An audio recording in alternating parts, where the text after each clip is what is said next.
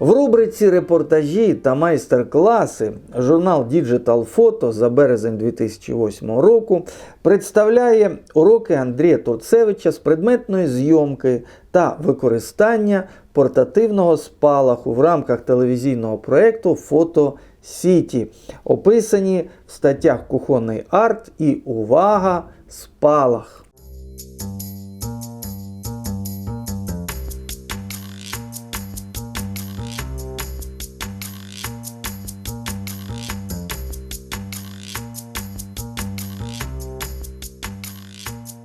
Вітаю, мене звати Лілія. Сьогоднішня програма буде корисна з практичної точки зору. Сьогодні ми будемо розповідати про фотографічні фішки. Дуже часто ми бачимо багато незвичних, цікавих фотографій, але ми не знаємо, як вони зроблені. Сьогодні ми будемо вам розповідати секрети і показувати це на практиці.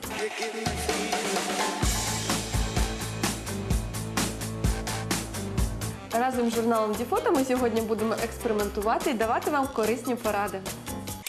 В першому сюжеті ми розкажемо, як за допомогою простих предметів і засобів зробити фотографію, яка стане прикрасою будь-якого інтер'єру.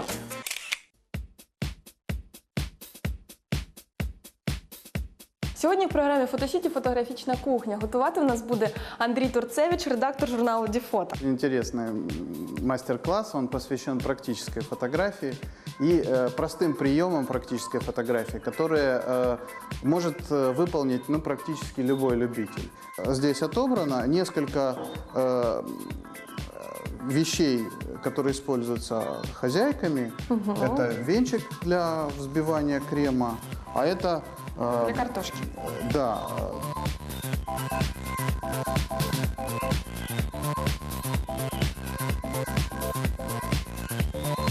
Начинаем с одного из предметов и попробуем сконцентрироваться на отражениях, тени.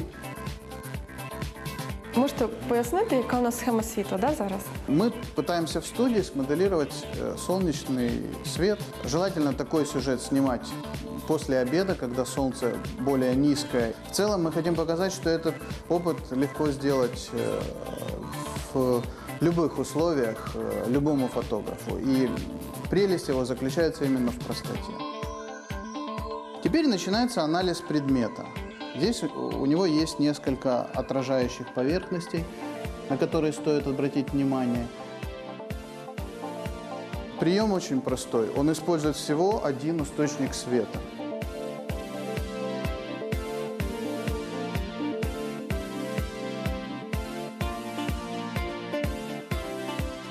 Просматривая изображение, мы анализируем его. Опять же, в кадре в видоискателе я вижу цветную картинку, а здесь черно-белую. Более того, в этих сюжетах отсутствуют какие-то цветные элементы, поэтому даже смотря в видоискатель, фактически я вижу черно-белое изображение. Але на фотографії не зрозуміло, що це. В принципі, нашої основної цілі не було, це показати? В данном случае суть этого опыта и заключается в том, чтобы продемонстрировать предметы с такой стороны, чтобы люди на них по-новому взглянули. Ви знаєте, ця фотографія дуже хороша для інтер'єру, особливо, можливо, кухня. Да, такие снимки часто используются именно для этих целей. Они абстрактные, они не привлекают внимание, может быть, какой-то спецификой этого изображения. Это изображение подходит для разных сюжетов. Дизайнеры, в частности интерьеров, часто используют такие снимки умышленно для придания интерьерам особого шарма.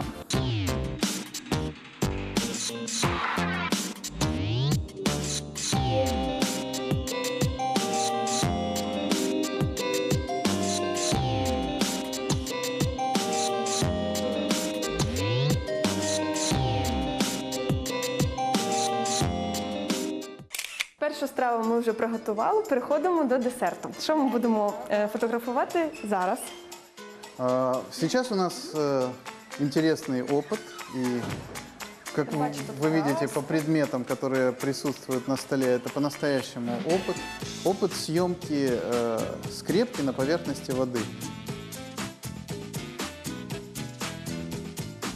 Прием на фоне очень простого предмета, канцелярской скрепки, которая присутствует на столе у каждого офисного работника.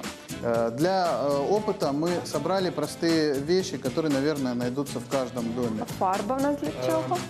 С помощью краски мы будем подкрашивать воду, для того, чтобы выглядело это более эффектно. Емкость с водой, в которой налита обыкновенная вода. В этой кружке мы разводим краску, и после этого будем смешивать ее с жидкостью, набор красок акварельных, которые легко растворяются в воде. Вот интересное приспособление. Фактически благодаря этому набору пленки нам и удается зафиксировать необычным образом этот эффект. Мы взяли листочек целлулоида, обычного целлулоида для печати на принтере, создали на компьютере такой набор полосочек и эти полосочки на нем распечатали. Опять же мы используем фотокамеру с макрообъективом, и освещение сюжета будет производиться одним источником света софтбокс. Що ми робимо зараз? Ну, сейчас вот У нас мы тут фарба, да? взяли, немножко выдавили акварельной краски, да, развели ее в воде, и теперь нужно просто смешать эту воду с водой уже в большом блюде. А Просто сколько? наливайте. Чи важливо насиченість кольору? Я думаю, тут каждый может поэкспериментировать.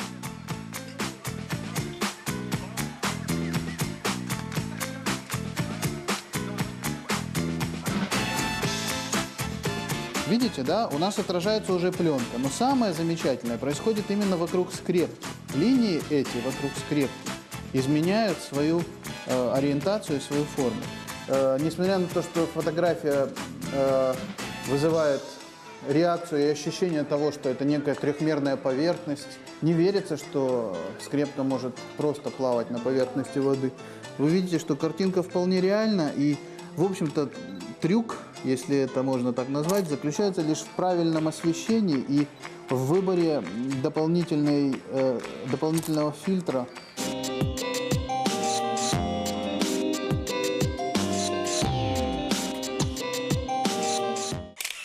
Наостанок Андрій Торцевич розповість нам ще одну фішку, яку можна використовувати в фотографії. Да?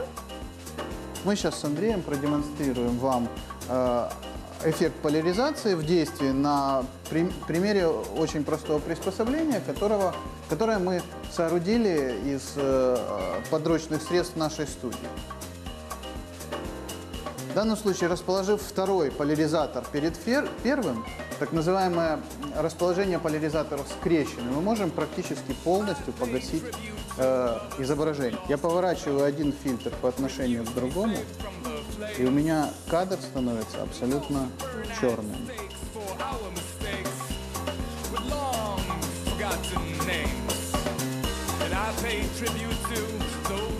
Однако, как видите, фильтр этот небольших размеров, и, конечно, снимать такую группу предметов в нем неудобно. Поэтому мы воспользуемся другим способом съемки поляризационных объектов.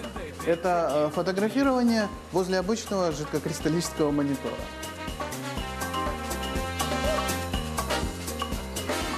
Дело в том, что современные жидкокристаллические мониторы содержат в своей конструкции объекты, которые обладают поляризационными свойствами. Мы открыли в фотошопе новый файл, залили его белым светом и открыли этот файл на весь экран. Таким образом мы получили белый экран и осветитель. Теперь посмотрите, я подношу линеечку. У нас сейчас очень много пластмассовых объектов, которые точно так же обладают этими свойствами.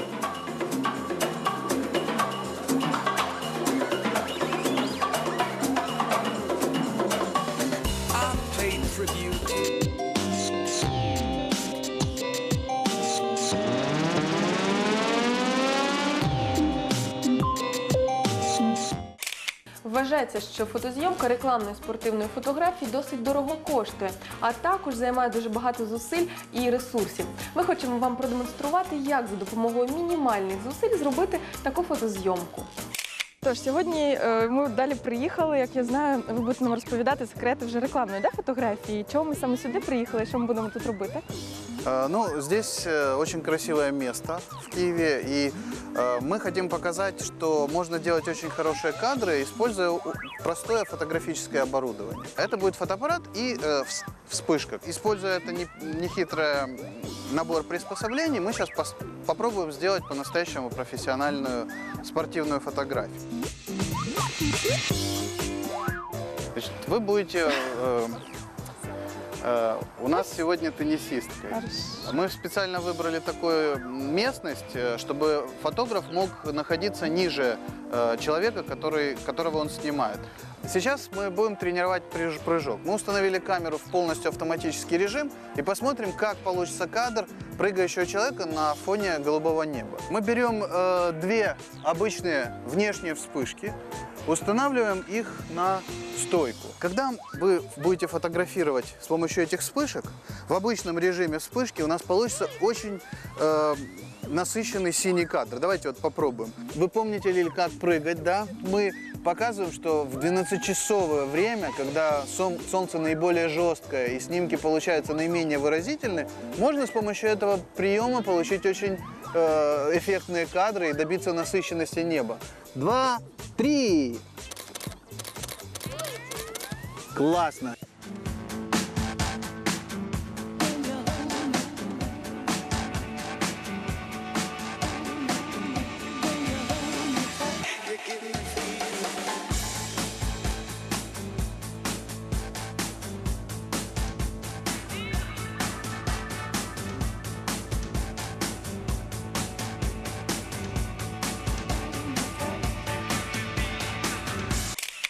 В усьому світі гламурна фотозйомка вважається найдорожчою після реклами. Не кожен фотограф поділиться секретами того, як її знімати. Але сьогодні Андрій Турцевич нам розповість деякі схеми світла фешн-зйомки. Мы сегодня снимаем сюжет возле окна. И один сюжет – это фотосъемка модели по голливудской схеме. Это не совсем классическая голливудская схема, это освещение, которое используется при съемке киноактеров. Съемка возле окна – вообще предельно простая съемка, мы просто ставим человека возле окна. Важно здесь сделать правильный макияж. С одной стороны, нам важно убрать какие-то неровности на лице, с другой стороны, не переборщить, для того, чтобы не создалось ощущение маски на лице, какой-то излишней рыхлости и так далее. То есть это должно быть что-то такое естественное. Здесь важно подчеркнуть немножко скулы, потому что при этом освещение... Коррекцию лица сделать. Да, коррекцию лица. З чого ми починаємо знімати? Я бачу, що ми не використовуємо абсолютно будь-які лампи. Мы здесь хотим продемонстрировать, что даже в любом помещении всегда есть источник света, который позволяет сфотографировать красивый портрет. Это обычное окно. Замечательно в этом свете то, что его часто используют профессионалы. Умышленно используют, умышленно отказываются от того, чтобы задействовать какое-то специальное оборудование, потому что он создает, своеобразный рисунок. Способ съемки, вот смотрите, уже третье положение мы занимаем. В данном случае окно у меня за спиной, и я получаю очень красивый блик, необычный, с перегородочками, яркий квадратный блик от окна в глазах модели.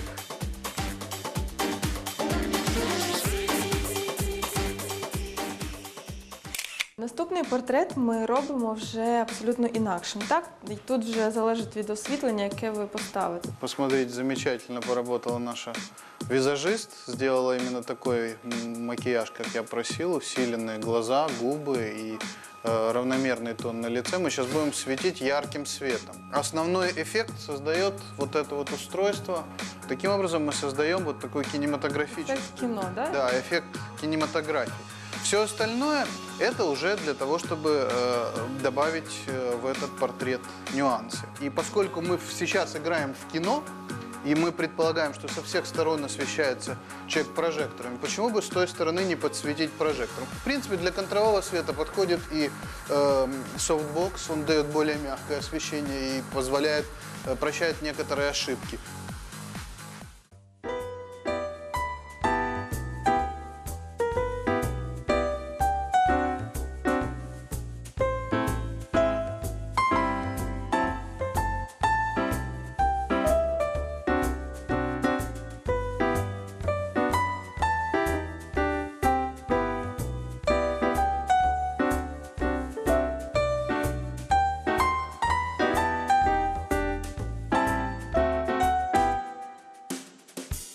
А я, друзі, хочу подякувати спонсорам нашого з вами каналу.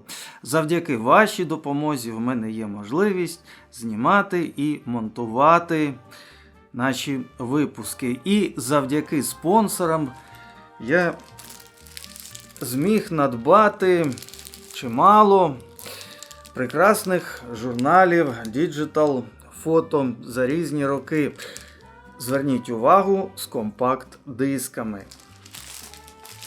Тому, якщо у вас є така можливість, залиште коментар, наскільки для вас актуальні складові компактів журнал Digital Photo, і ми у наступних випусках розбиратимемо їх разом. Зокрема, я побачив, що чимало інформації з цих журналів абсолютно не застаріває, оскільки принципи фотографії, принципи світлопису, бачення залишаються одними і тими самими упродовж років, а ось знайти відеодовідник, відеопідручник для фотографування не так просто. Тому, будь ласка, залишайте ваші коментарі під випуском. І пам'ятайте, спонсорство каналу – це недорого, від чашечки кави на місяць, а мені плата за електрику. З вами був Сергій Меркулов. До зустрічі!